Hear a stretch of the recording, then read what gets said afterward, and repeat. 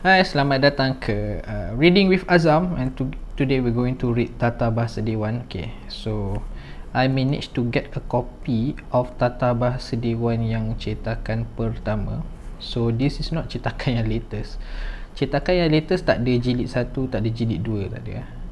So cetakan yang paling latest, dia orang dah gabungkan lah jilid 1 dan jilid 2. Cuma yang ni cetakan pertama. So cetakan yang 1993, kalau tengok kat sini dia tulis yang ni cetakan pertama is 1986, tapi yang ni yang ke-8 punya lah, 1993. So ni maksudnya ni edisi pertama cetakan yang 1993. Aku belum lahir pun. So diorang memang pecahkan lah jilid 1 ayat, jilid 2 tak silap perkataan. So apakah itu Tata Bahasa Dewan? Tata Bahasa Dewan ni, Tata Bahasa Dewan ni kira macam rujukan yang paling tuntas lah. Kira macam dia satu-satu rujukan yang, semua rujukan yang perlukan untuk Tata Bahasa Melayu ada kat sini macam ni. That's why nama dia Tata Bahasa Dewan lah. So kalau macam contoh kamus Dewan, kamus Dewan tu untuk orang rujuk perkataan, maksud.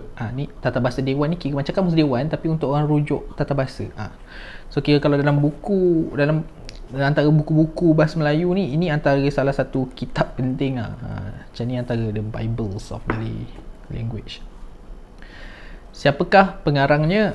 Ni empat orang ni semua legend . Ni Safia Karim, Farid M. On, Hashim Haji Musa dengan Abdul Hamid Mahmud. I'm not familiar with the rest, but ni Safia Karim is one of the legend lah dalam apa ni, dalam pengajian bahasa Melayu.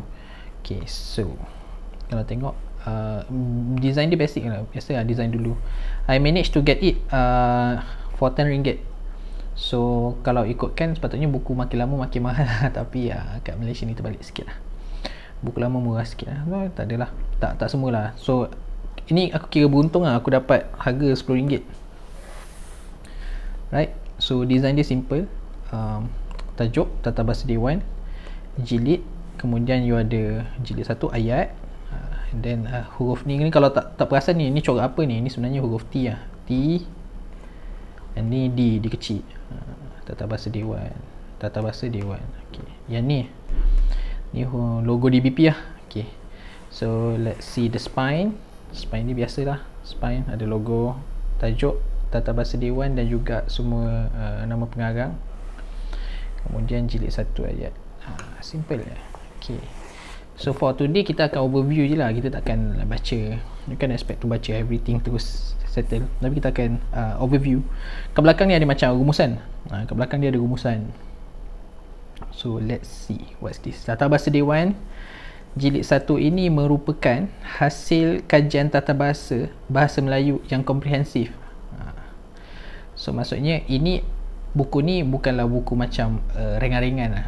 Maksudnya dia memang hasil daripada kajian yang komprehensif lah. Kajian apa? Kajian tata bahasa. Tata bahasa tu grammar. So this book is actually a result of very comprehensive research on Malay grammar. Dan boleh menjadi pegangan para penuntut, guru dan peminat bahasa Melayu.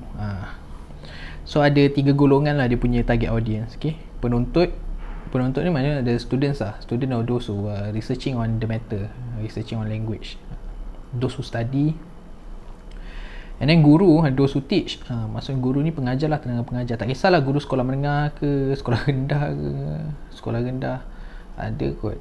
Sebab ini nak tak nak, ini rujukan untuk guru-guru kalau nak diorang nak mengajar. Ini rujukan macam tu lah diorang punya hasrat.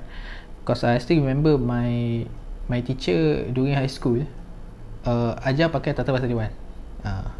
Bukanlah dia ajar macam dia suruh kita baca Tata Bahasa, tak, maksudnya rujukannya itu. So dia pun perkenalkan kita orang Tata Bahasa Dewan tu dari sekolah menengah. Kalau tak, aku pun tak tahu buku ni wujud. Okay. Dan juga yang last sekali peminat bahasa Melayu yang ingin mendalami pengetahuan mereka dalam bahasa Melayu. Okay, so peminat bahasa Melayu juga. So you're not necessary to have to be a student, those who study bahasa Melayu or those who are teaching bahasa Melayu. So kalau just nak baca ringan-ringan, like reading kalau aku panggil like reading. So this is a good book too. Segala penerangan dipersembahkan dengan bahasa yang mudah. Itu yang penting bahasa dia mudah. Setakat ni yang aku baca betul lah. Maksudnya kalau kau tak ada prior knowledge, maksudnya kau tiada background knowledge, macam mana kak, kau bukanlah orang yang ada dalam bidang bahasa. So kalau kau nak rujuk buku ni, macam tak ada masalah. Bahasanya mudah-mudah, penerangannya semua mudah-mudah, contohnya pun mudah-mudah. Mungkin kau akan macam, kau akan at first macam apakah, tapi dia akan terangkan lah semua benda. Okay, so bahasa yang mudah untuk menjelaskan segala kekeliruan yang timbul tentang struktur dan binaan tata bahasa Melayu. So memang inilah diorang punya objektif pertama. Target audiensnya ialah penuntut, guru dan juga peminat bahasa Melayu. Dan kenapa diterangkan dalam bahasa yang mudah? Untuk mengelakkan sebarang kekeliruan, nak menjelaskan kekeliruan tentang struktur dan binaan, structure of the grammar. Jilid 1 ini memberikan tumpuan kepada aspek sintaksis. Sintaksis ni, jangan terkejut, bunyi macam pelik tiba. Dia pinjaman bahasa Inggeris lah, sintaksis ataupun daripada syntax. Maksudnya dia dia berkaitan dengan pembinaan ayat lah. Maksudnya kalau perkataan tu dia gabung-gabung jadi frasa jadi ayat. Itu semua proses sintaksis lah. Okay. Berbagai-bagai aspek pembinaan ayat dalam bahasa Melayu, iaitu dari segi pola, struktur binaan, jenis-jenis serta bahagian-bahagian komponennya dihuraikan dengan terperinci. Okay, ni nanti kita later tengok macam mana dia orang susun buku jilid 1 ni untuk capai benda ni, and apa yang diterangkan lah, pola, struktur binaan, jenis-jenis apa, jenis-jenis ayat.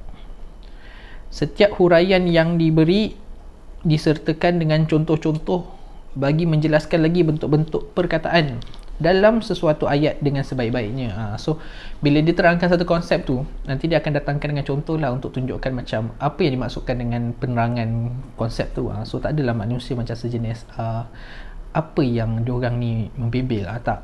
Okay, so this is another good point for this book. Okay, usaha pengekodan bahasa seperti ini amat penting dalam proses pembinaan bahasa baku yang boleh difahami oleh semua golongan masyarakat dalam penggunaan rasmi dan komunikasi. Nampak? So in a way, kenapa diorang timbulkan tata bahasa dewan ni? Ini adalah salah satu inisiatif untuk pengekodan bahasa. Pengekodan bahasa tu maksudnya macam mana? Bahasa Melayu ni pelbagai, ada banyak variasi. So bila nak bahasa Melayu ni nak dijadikan bahasa kebangsaan atau bahasa rasmi negara tu, they need something yang orang panggil as a standard language. Bahasa Melayu standard, bahasa Melayu piawai. So in order for this to be achieved, they need a very standard structure of grammar and also rules.